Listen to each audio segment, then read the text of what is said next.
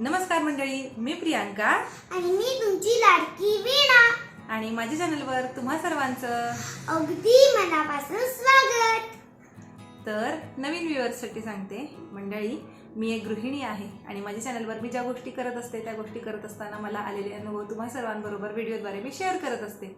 तर मी एका 5 वर्षांच्या मुलीची आई आहे आणि ज्यावेळेला आपण नव्याने आई वडील बनतो त्यावेळेला आपल्या पाल्याच्या सर्वांगीण विकासासाठी, त्याच्यावर चांगले संस्कार घडवण्यासाठी शक्य तितके प्रयत्न आपण सगळेजण करत असतो. एकमेकांबरोबर आपले अनुभव शेअर करत असतो, दुसऱ्यांच्या अनुभवातून आपण शिकत असतो आणि म्हणूनच म्हटलं आपला एक चांगला अनुभव तुमच्याबरोबर शेअर करावा, जेणेकरून तुम्हा सर्वांना त्याचा फायदा होईल याची मला खात्री आहे. त्यामुळे नक्कीच प्रत्येकानं हा व्हिडिओ शेवटपर्यंत अजिबात स्किप न करता पाहावा अशी नम्र विनंती.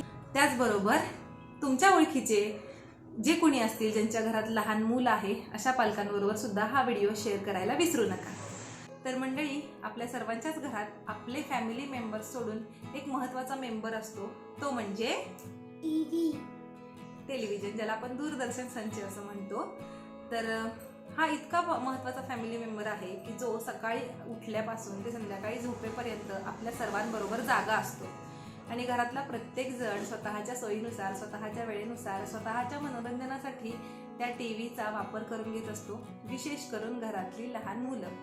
म्हणजे बऱ्यापैकी गृहिणींचं असं असतं की लहान मुलांना टीव्ही लावून द्यायचा आणि आपली कामं भराभर करून घ्यायची, कारण मुलं मध्ये मध्ये करतात, अनेक प्रश्न विचारून भंडावून सोडतात. त्यामुळे मग आपलं टीव्ही लावून द्यायचा, तू पण बघत बस आणि मी पण काम आवरते, हो की नाही.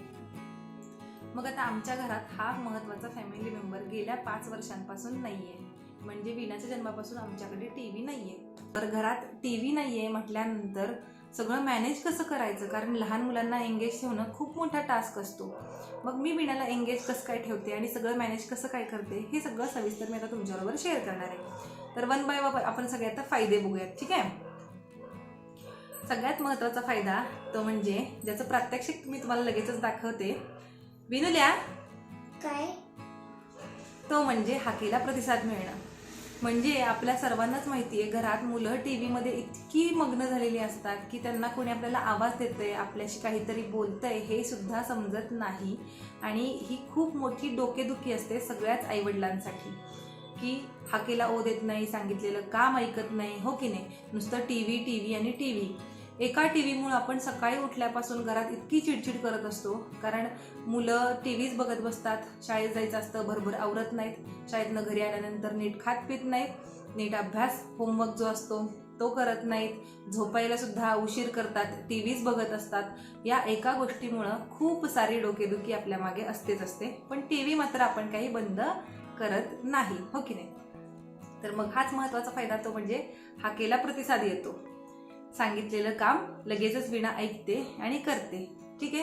आता यानंतर दुसरी महत्त्वाची गोष्ट म्हणजे बऱ्याच वेळेला मला कमेंट्समधून असं विचारलं जातं की ताई, विणा एवढी मॅच्युअर कशी काय आहे किंवा एवढी छान बोलते कशी काय, हो की नाही. तर मग मला तर असं वाटायचं, नाही, ती कुठे एवढी मॅच्युअर आहे, ती तर माझं लहान बाळ आहे, 5 वर्षांचं बाळ, त्याच्याकडून आपण काय अपेक्षा करणार ना मॅच्युरिटीची, हो की नाही. पण त्यांना ते असं का वाटतं याचं मला नंतर असं लक्षात आलं. ते म्हणजे त्यांना ती मॅच्युअर अशी वाटते म्हणजे ती छान बोलते. मग ती छान बोलते कशी काय, तर ऑब्व्हियसली ज्यावेळेला घरात टीव्ही नाही आहे त्यामुळे ऑब्व्हियसली घरात होतो संवाद.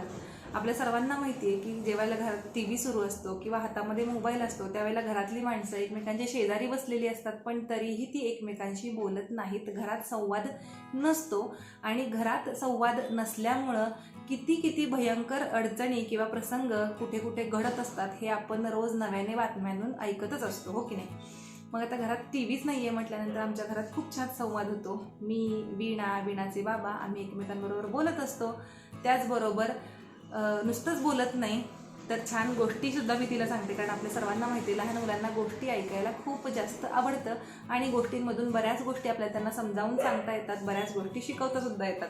आपल्या रामायणातल्या, महाभारतातल्या किंवा श्रीकृष्णाच्या ज्या काही गोष्टी मला माहिती आहेत त्या सगळ्या मी तिच्याबरोबर शेअर करत असते, तिला सांगत असते. त्यामुळे तिला बऱ्यापैकी गोष्टी माहिती आहेत. तर मग विंट्या, 5 पांडवांची नावं सांग बरं पटकन. युधिष्ठिर, भीम, अर्जुन, नकुल, सहदेव. तर ज्या वेळेला मला शक्य नाही, कारण प्रत्येक कामात तुम्ही बडबडू शकत नाही, हो की नाही. काम करता करता कधी कधी आपल्याला आवरायचं सुद्धा असतं. मग अशा वेळेला मात्र मी काय करते, ज्या वेळेला मी तिच्याशी बोलू शकत नाही किंवा बोलत बसण्यात मला वेळ नाही आहे, मी काय करते, मोबाईलला आमच्याकडे एक ब्लूटूथ स्पीकर आहे, त्याला ब्लूटूथने मोबाईल कनेक्ट करते आणि ऑब्व्हियसली इंटरनेटवरून ज्या काही गोष्टी किंवा गाणी आहेत ज्यामध्ये तिला सांगू शकते ते मी त्याच्यावरती कनेक्ट करून लावून देते, त्याचा आवाज करते आणि मोबाईल मात्र वरती ठेवून द्यायचा. मग वीणा खेळता खेळता ऐकता त्या गोष्टी ऐकत असते. याचा अजून एक फायदा माझ्या लक्षात असा आला की त्यामुळे तिची श्रवणशक्ती खूप छान डेव्हलप झालेली आहे. म्हणजे ती खेळते मात्र समोर, पण तिच्या कानावर जे शब्द पडतात ते तिच्या लगेच लक्षात राहतात. त्यामुळे तिचं पाठांतर खूप छान झालेलं आहे.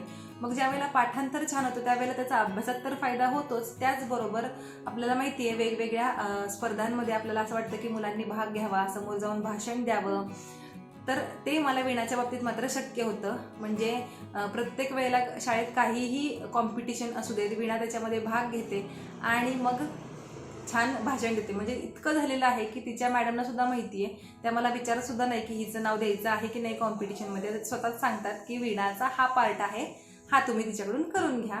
आणि छान तिच्याकडून तो पाठही होतो, त्यामुळे मग मलाही छान वाटतं. आणि ज्यावेळेला घरात संवाद असतो त्यावेळेला ऑब्व्हियसली एक मैत्रीपूर्ण नातं असतं. तसंच माझं आणि वीणाचं सुद्धा आहे. बऱ्याच गोष्टी ती माझ्याबरोबर तिला शेअर करायची सवय लागलेली आहे, जी खरंच आत्ता सध्याला काळाची गरज आहे. मुलांनी आईवडिलांना सगळं सांगणं, मनात जे काही प्रश्न आहेत ते विचारणं, आणि तेच ती मला विचारत असते. घरात ज्यावेळेला पाहुणे येतात त्यावेळेला त्यांनाही विशेष वाटतं की ती लाजत नाही, ती बोलते त्यांच्याबरोबर.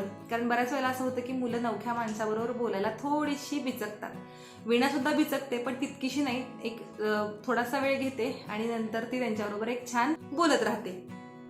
त्याचबरोबर तुम्ही आत्ता गणेशोत्सवात सुद्धा पाहिलं असेल की आमच्या विनुल्याने 5 वर्षांची असताना आमच्या घरच्या गौराई जागवल्यात. म्हणजे आमच्याकडची जी काही गौराईची गाणी होती ती तिनं म्हटली, तिने गौराई जागवल्या. आणि हे याचमुळे शक्य झालं की मला ती आता सवय लागली आहे की आता काय आलंय बाबा, मी तिला नवीन काय शिकवू शकते याचा सतत विचार करत राहायचा आणि तेच शिकवत राहायचं.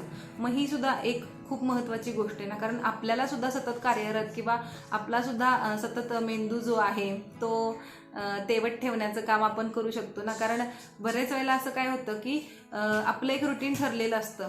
मूल शाळेत जाणार आहे त्यावेळेला आपण आपली कामं करायची, त्यानंतर आपण स्वतः टीव्ही किंवा मोबाईल बघत असतो. त्यानंतर मूल घरी आलं त्याचा कसाबसा होमवर्क करून घ्यायचा, परत ते जाणार ट्युशनला. त्यामुळे मग आपण स्वतः मुलांना स्वतः एवढं काही एफर्ट्स घेऊन शिकवावं असं आपण याचा विचारच करत नाही. मग हा एक खूप मोठा फायदा होतो की आपल्याला हेच करता येतं. आणि ज्यावेळेला आपण असं करत असतो त्यावेळेला आपल्याला स्वतःला सुद्धा नवीन नवीन गोष्टी माहीत होतात. आणि ज्यावेळेला आपण ते मुलांना शिकवत असतो त्यावेळेला नक्कीच आपल्या नात्यामध्ये खूप जास्त फरक जाणून येतो. तुम्ही हा प्रयोग करून बघा. घरातला टीव्ही थोड्या दिवसांसाठी बंद करा.